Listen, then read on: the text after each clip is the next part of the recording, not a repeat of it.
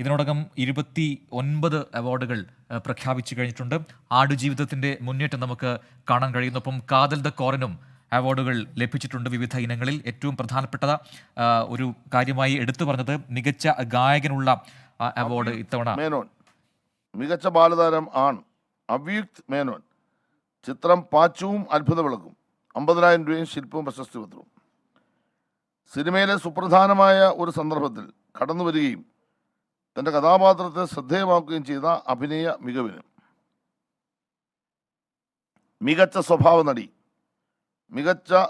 നടി ഗ്രീഷ്മ ചന്ദ്രൻ. ചിത്രം പൊമ്പളൈ ഒരുമൈ. ശ്രീഷ്മ ചന്ദ്രൻ. 50,000 രൂപയും ശില്പവും പ്രശസ്തി പത്രവും. ഒരു നാടൻ വീട്ടമ്മയുടെ സംഘർഷങ്ങൾ സ്വാഭാവികവും നിയന്ത്രിതവുമായി അവതരിപ്പിച്ച പ്രകടന മികവിന്. മികച്ച സ്വഭാവ നടി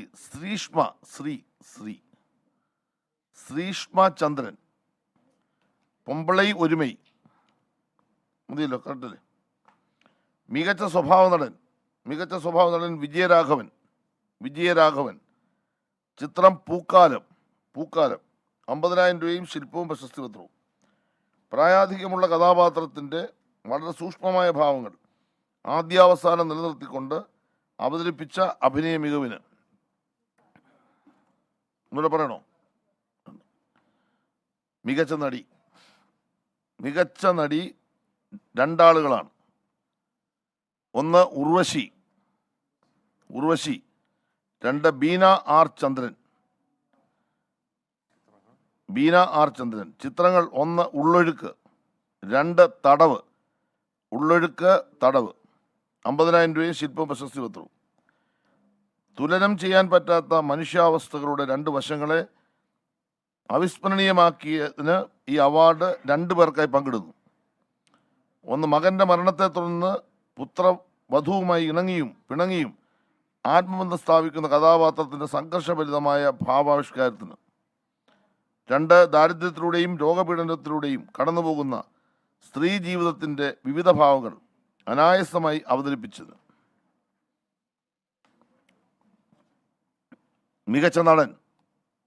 മികച്ച നടൻ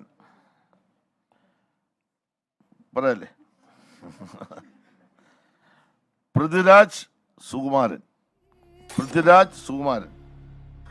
ചിത്രം ആടുജീവിതം. 1,00,000 രൂപയും ശില്പവും പ്രശസ്തി പത്രവും. ജീവിതത്തിന്റെ പരീക്ഷണ ഘട്ടങ്ങളിൽ പെട്ടുപോയ ഒരു മനുഷ്യന്റെ അതിജീവനത്വരയും നിസ്സഹായതയും അതിനുശേഷമുള്ള ശരീരഭാഷയും തന്മയത്വത്തോടെ അവതരിപ്പിച്ച പ്രകടന മികവിന്. മികച്ച സംവിധായകൻ ബ്ലസ്സി. ചിത്രം ആടുജീവിതം. 2,00,000 രൂപയും ശില്പവും പ്രശസ്തി പത്രവും. മികച്ച സംവിധായകൻ ബ്ലസ്സി. ചിത്രം ആടുജീവിതം. പ്രവാസ ജീവിതത്തിന്റെ അറിയപ്പെടാത്ത പുറങ്ങളെ സാങ്കേതിക മികവോടെയും സൗന്ദര്യപരമായ കൃത്യതയോടെയും ആവിഷ്കരിച്ച സംവിധാന മികവിന്. മികച്ച രണ്ടാമത്തെ ചിത്രം ഇരട്ട. സംവിധായകൻ രോഹിത് എം ജി കൃഷ്ണൻ.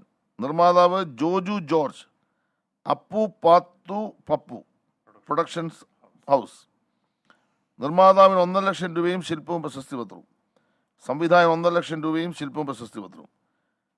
ദുരിതപൂർണമായ ബാല്യത്തെയും കുറ്റബോധത്തെയും മനഃശാസ്ത്രപരമായി സമീപിച്ചുകൊണ്ട് തികഞ്ഞ കൈയൊതുക്കത്തോടെയും ഘടനാപരമായ ദൃഢതയോടെയും ഉദ്വേഗജനകമായ പ്രമേയത്തിൻ്റെ ആഖ്യാനം നിർവഹിച്ചത്. മികച്ച ചിത്രം കാതൽ. സംവിധായകൻ ജിയോ ബേബി. മികച്ച ചിത്രം കാതൽ. സംവിധായകൻ ജിയോ ബേബി. നിർമ്മാതാവ് മമ്മൂട്ടി കമ്പനി. നിർമ്മാതാവിന് 2,00,000 രൂപയും ശില്പവും പ്രശസ്തി പത്രവും. സംവിധായകൻ 2,00,000 രൂപയും ശില്പവും പ്രശസ്തി പത്രവും.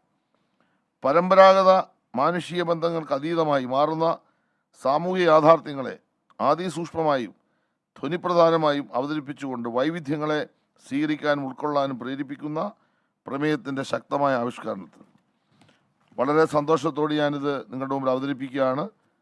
ഇത്ര ദിവസങ്ങളെടുത്ത് വളരെയേറെ കഠിനാധ്വാനം ചെയ്ത് എല്ലാ സിനിമകളും കണ്ട് ഇതിന് വിധി നിർണയിച്ച ഇതിൻ്റെ ചെയർമാൻ ശ്രീ സുധീർ മിശ്ര, അതിൻ്റെ അംഗങ്ങൾ എല്ലാവരോടും സാംസ്കാരിക വകുപ്പിനുള്ള പ്രത്യേക നന്ദി കൂടി അവസരം അറിയിക്കുന്നു.